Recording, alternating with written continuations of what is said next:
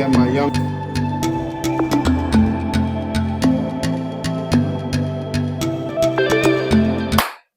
Hey, what's up, guys? Welcome back to the channel. As you know, this is Somerville Serpents, and I am Tyreek. And today, honestly, I'm just here to shoot the shit with you guys.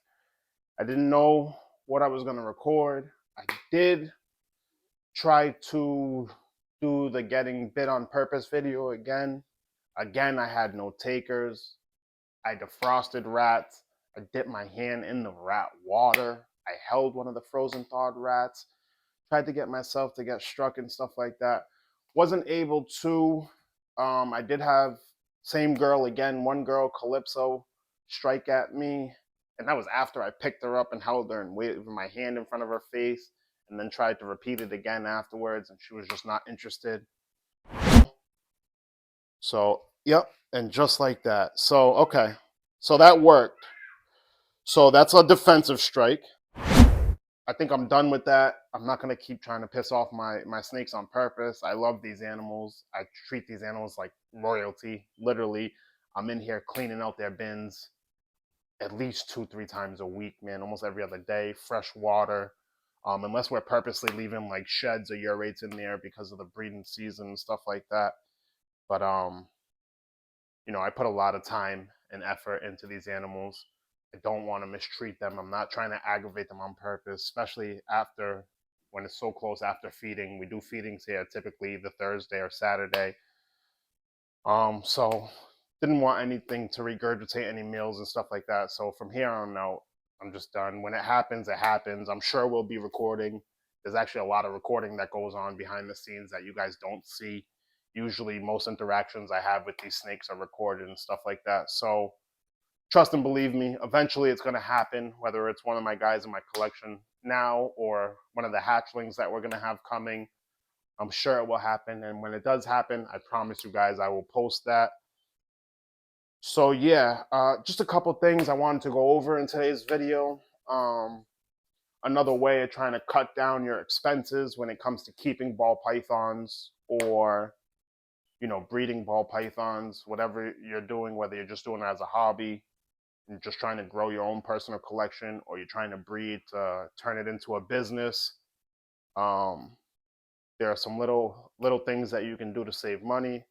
As example, I said last video, saving money tips was to please listen to me, go on Facebook Marketplace, check out what they have for whatever you need, whether it's rats, whether it's racks, whether it's ball pythons itself.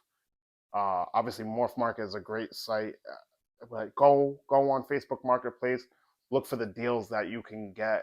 Man, you guys would not believe. I have 2 racks here that hold about 30 tubs. I paid $90 for the set, literally $90, and then some gas money. So say $100 for a couple racks that holds 30 snakes, and the bigger tubs realistically can hold adult males. So I can hold about 10 adult males in one of the racks, 20 hatchlings to juveniles, probably up to, it's 12 quart bins. So honestly, up to like a 5, 6, 7, 800 gram ball python. They can spend their first good part of their life in these hatchling tubs that we have. Then we have the smaller hatchling tubs and stuff, but we got those from shoot, I don't want to lie to you guys. I forget. I'm pretty sure Vision. They're the V15 plastic tubs with the bowls in the center. So anyways, those are some ways. We're going to talk about some other ways in a second. I just wanted to go over our collection here with you guys. So breeding season is winding down. Athena, she's done being paired. She's done for the season. She's back laying. She's side laying. If she hasn't ovulated already, which I haven't seen a tail suck yet, but she did shut out recently, so I'm expecting an ovulation within the next week or 2 for sure. Unless I just missed it and for some reason she doesn't have the tail suck, and then I should be expecting eggs fairly soon, one or the other. I'm pretty sure tail suck is universal for females though, so she doesn't have the tail suck yet. So we should see an ovulation real soon. She was paired up this past weekend. Had a lock, so I already took the male out. So a couple things I wanted to go over with you guys real quick. Maybe we can get a shot of Athena side laying or laying on her back real quick. So right up top here, we have Athena's enclosure. And nope, not right now. Well, I guess kind of a little bit of side laying, but nothing as drastic or dramatic as I saw earlier. She was completely inverted. Because as you can see, she's nesting. She is no longer on her cool side. She has dug out a nice little hole in the cocoa bedding or the cocoa substrate so she can lay directly on the heat. Like I said, she's side laying and back laying, so she's definitely nesting, tail tucked into the center of her body. These are all very good signs when it comes to a female that's going to lay eggs. So I'm pretty sure we're done pairing her for this season. Either she's going to go or she's not. She's had a shit ton of locks. We got this girl late in the season, so at first we were pairing every 2 to 3 weeks, and then we spread that out a little bit more after she went off food. I've only paired her once this month. Um, we do have some pairings still going on, but I'm pretty sure this girl was in the building stage and reabsorbed. She was on her cool side. Everything else then now has just forever been on her hot side. We still are pairing her, but I think this might be our last time pairing this girl, just because I think she's done for the season. She did lay last year for a buddy of mine. I think she's done this year. Now these two were locked up earlier. As you can see, they are unlocked. So I'm going to take Tut out of this enclosure in a second once I put the camera down. Actually, as a matter of fact, you know what? Give me 1 second and I'll do this with you guys. So just for those of you that are new here, or not new to the channel, but new to keeping ball pythons or breeding ball pythons, you can leave your male in with your female for 4, 5, 6, 7 days. I mean, it's really up to you, your call. I wouldn't suggest having them cohabitate with each other and live with each other permanently, especially not during the breeding season.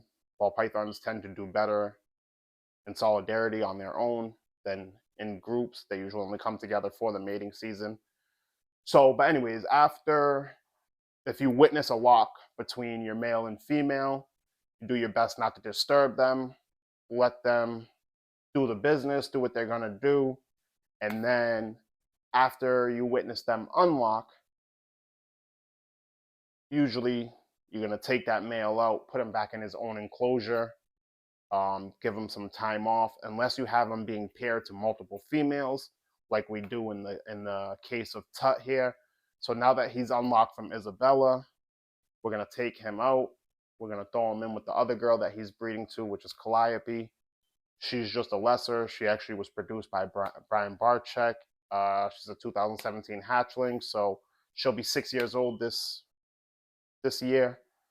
And then Isabella's a queen bee, so she also has lesser. So, and he's a butter male, pastel yellow belly butter male.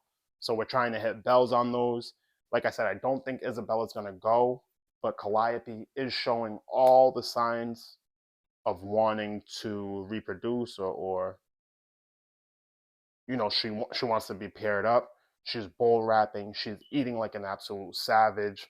Whenever I put Tut in there, she's laying down urates. She's receptive to locking up and having a male in there. I was trying to pair, matter of fact, I'll show you guys real quick. I was trying to pair Artemis to her, which is a butter ultramel, so we would hit the bells, but everything would be het for ultramel. But this boy is very stubborn. No matter what I do, whether it's putting sheds in there, popping a male and rubbing the sperm plugs on the female's back, putting a secondary male in there and sparking some competition and letting them fight a little bit and trying to rile each other up to try to get into lock, no matter what I do, this boy is refusing to lock with her. So either they're just not a match and it's not going to happen, or he's still a little too young and you know, maybe better luck next year. But with that being said, I'm going to show you guys real quick. Let me see if I can get it's going to be a shitty angle, but let me see if I can get this for you guys a little bit.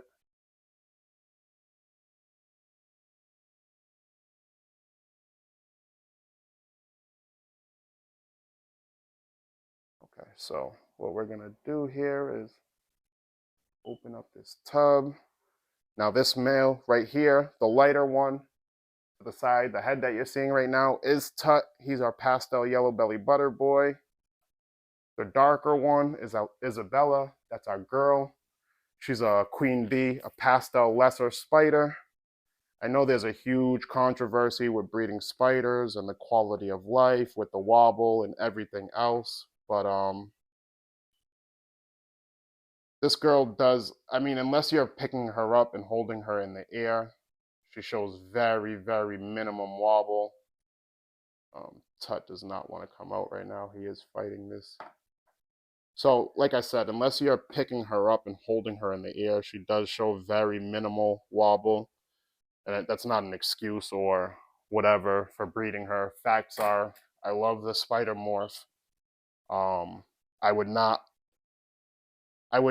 sell the spider morph or rehome or give away a spider morph ball python without properly sourcing the person that it was going to, determining whether they know about the wobble condition and if they have proper care for an animal with that kind of condition. And if we can't find those people, then we simply just keep them and they will become pets. Isabella is going to be the only girl that has that with spider in it that we are going to be working with. And truth be told, after this year, we may just keep her as a pet or, and take her off the shelf, so to speak, when it comes to breeding. We may choose not to work with the spider morph whatsoever. Um, we'll see. That's kind of on a case by case basis. We'll see where we're at next year for the breeding season and what our goals are and what we're trying to produce or reproduce or, so on and so forth. Check out this boy. Has some beautiful, beautiful colors on him. He just shed out. He is absolutely gorgeous. Like I said, pastel yellow belly butter. Amazing, amazing boy.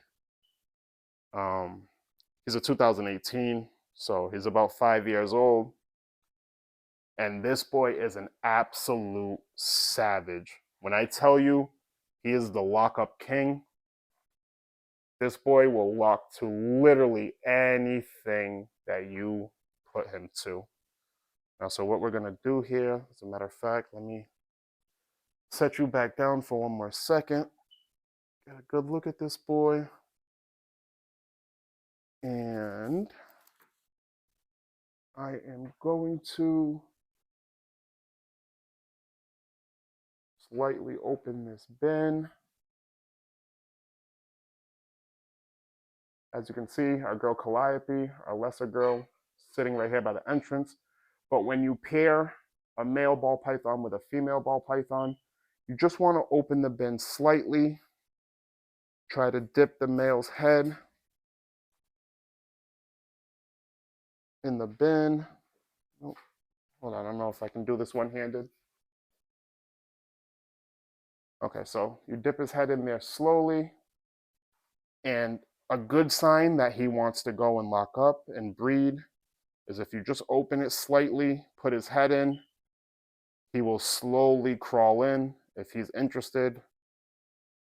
That's a good way of telling if the male is ready to breed or wants to breed.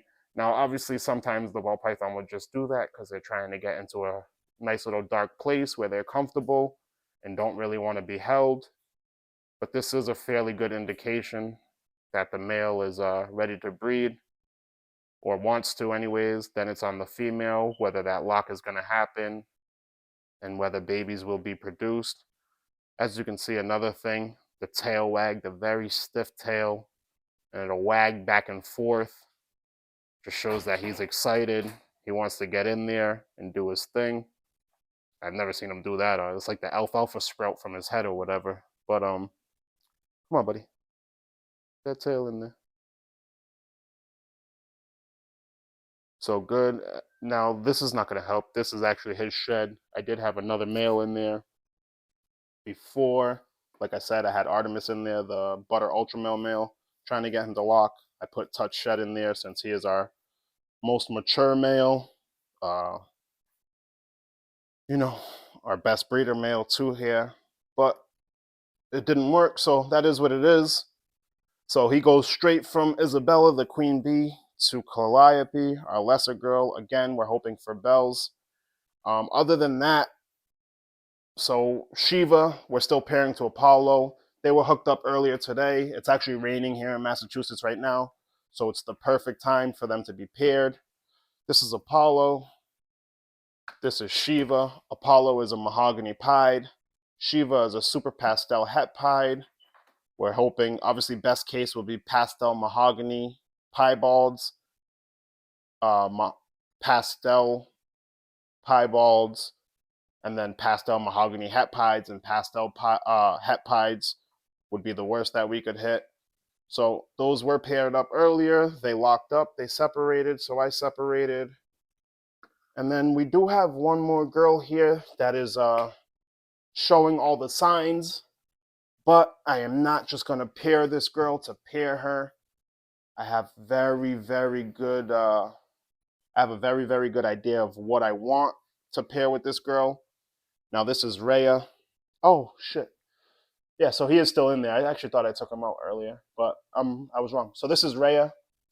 She is a Pastavi, a pastel Mojave hypo, 66% hat clown and desert ghost. And that is Hermes. He is our fire, 100% triple hat hypo desert ghost clown. So that's one of the males that I'm willing to pair to her. Obviously, if we could hit the trifecta, that would be a dream come true. But obviously, if not, we're looking for hypos, we're looking for clowns, we're looking for DGs. We're hoping to prove this girl out. Now, he, again, first year pairing him up, very stubborn, does not want to lock. We tried all the tricks. You see the shed is in there. She's laying out urates. She's very interested. She's bowl wrapping. I literally caught her, tried to squeeze that whole big body in this little bowl earlier when I decided to pair them. But yeah, so he's being stubborn. Either him or our clown male, Hades, who is a visual clown, 66% double het for hypo desert ghost. We would love to pair him, but he's only 400 grams. He's probably only 6 or 7 months old. He's not quite at the breeding age yet. So, we're using the triple het male. If they lock up, they lock up. We're paired for a couple more months, usually June, mid-June, end of June, ends the breeding season. I know some people breed all the way through. So obviously if we have the females that are still showing signs, or like our 2 females that are building here off of food, if we needed to pair one more time in July or August or whatever, we would do so. But we're kind of trying to wind down the breeding season right now. We are going to be picking up some girls that will be ready for next year's season, 2023, 2024 season. Yeah, so that's it. I just wanted to show you guys what we had going on this weekend. Oh, and that reminds me, so again, saving money tips. So what we're going to do is we're going to take a quick walk downstairs to my little bat cave. Do not roast me on the internet, y'all. We are in the middle of redoing our basement. So all the walls are torn down. There is stuff everywhere. But this is going to be my little layer for now until we can probably build out the shed and, turn that into my little man cave for the ball pythons and everything. So I don't know if you guys can see this. Like I said, don't roast me, you guys. I know it's crazy. But another way, if you have the means, and I'm waiting on my rat rack to come now, so please do not roast me. But if you have the means, breeding your own rodents. These are mice. I was getting a jump on it for the hatchlings when the hatchlings come. So we have a way to feed them, and our feeding bill is not crazy each week. I bought 25 mice. I got them for a deal, $1 a piece, which to me is a steal. Honestly, if you can find mice for $1 a piece, you're doing well. So we bought 25 of them. We threw them in here for now until the rat rack comes. And yeah, so I know obviously you see the cocoa chip is in there with the pine shavings or the softwood shavings. It's actually softwood. So natural softwood right here, big bag we bought. And then we have Techlad rodent diet here, feeding them real well. Actually, shout out to you, Matt, over at ML Exotics in Taunton. Hooked me up with the mice, hooked me up with the bedding, I'm sorry, not with the bedding, with the food, everything. Told me what their breeding schedule is like, what I can expect. They usually will produce about once a month, and then obviously getting some new blood in there and stuff like that. So the reason I put the cocoa substrate is, one, it helps with the smell tremendously.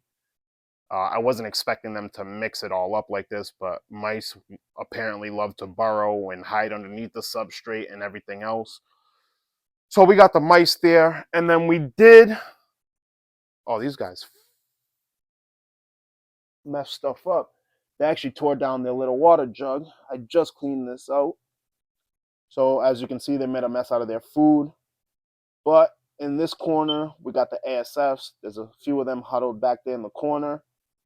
Just bought a small little handful right now. I don't want to completely switch my collection over to ASFs. I would like to keep them on rats, on regular Norwegian rats for now, if I can. But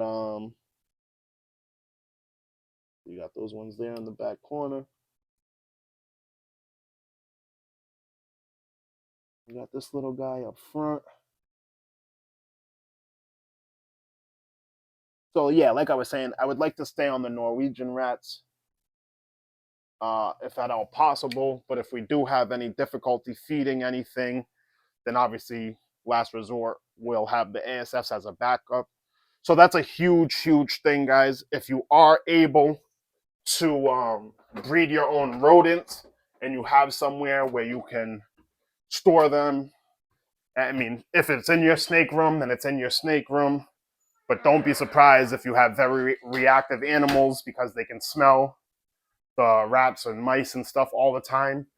So they may not be able to differentiate from when you're just going in there to handle them or clean something out to when you're feeding them, which is why we chose to keep them down in the basement for now. Also, we're redoing the basement, like I said. That will be our little layer down there for our racks, our rats, everything. Eventually, we'll be down there instead of up here in the living room, so I can give my wife her house back and not have her divorce me. No, I'm just playing. She is very supportive, actually. But yeah, so just another thing to think about. If you can do it with the rats, get into that. Help cut down on your budget. You know what I'm saying? That's more money you can put back into animals, other ball pythons and stuff, to advance your collection. A good way to be able to feed your hatchlings when the time comes and stuff. You guys should definitely think about that. Get into that if you can. And yeah, that's pretty much it. So with that being said, guys, I appreciate this. I know it's just a random video. I didn't have a topic planned for today. Well, I did, but I wasn't able to complete that goal. So, but I didn't want to leave you guys contentless. I wanted to give you guys something. That being said, anyways, peace, love, and blessings from my family to yours. I truly appreciate you guys watching. You guys have been killing shit lately. The shorts, the videos, they're doing numbers compared to what we were doing. Our analytics, our percentage is way up for our click-through rate, average watch time, likes, comment, everything. You guys are killing it, man. I appreciate you guys so much. Stay tuned. I'm not sure. I might surprise you guys. We might do it this week, most likely next week, but we might do that third part for the $50 giveaway. It's coming up real soon, so stay tuned for that. I can't wait. I hope I can help somebody else up. After that $50 giveaway, we're going to take a break for a few weeks. We're going to wait for these eggs to drop and to hatch, and we are going to be giving away maybe two. Maybe we'll do one from the G-stripe clutch and one from the pied clutch, depending on what we hit. Might be a het pied, might be a pied. If I hit females, I'm keeping the females from the pieds. But if we hit male pieds, might do a pied giveaway, a male pied, or some het pied males and females giveaway. Definitely going to be doing at least one male, maybe even one female from the G-stripe clutch. So you guys stay tuned for that. That's going to be a dope giveaway. And yeah, that's it, man. Like I said, peace, love, and blessings from my family to yours. Have a great night.